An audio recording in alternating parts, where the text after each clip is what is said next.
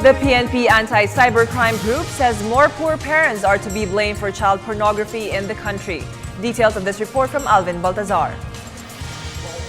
The PNP Anti-Cybercrime Group expressed alarm on why child pornography in the country seemed not to be contained even a little bit, which also can now be scattered through internet. PNP Anti-Cybercrime Group Director Senior Superintendent Gilbert Sosa said that they found out that some parents even were the ones who are pushing their children to get into such kind of illegal activity in view of a small amount of money, while those behind the proliferation of such activity earn millions of dollars through the expense of innocent children. May long-lasting effect yun. Initially, wala dahil nagsuso. Sa magulang siguro wala. Pero sa bata mismo, may malaking epekto yan. Will it bring prostitution also, sir?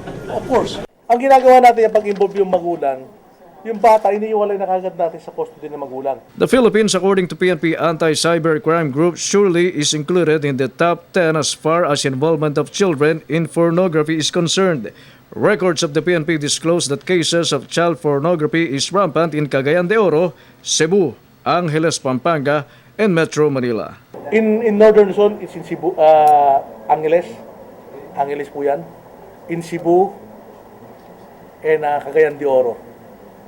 Yan po pareho. And Manila. Opo. It's about billion of dollars na ano dito. Opo. Malaki po yan. I don't have that statistic, but it's billion of dollars. It would be recalled that President Benigno Simeon Aquino III signed Republic Act 10175 or the Cybercrime Prevention Act last September 12, 2012, but was not implemented because of the temporary restraining order issued by the Supreme Court. For the People's Television, Alvin Baltazar.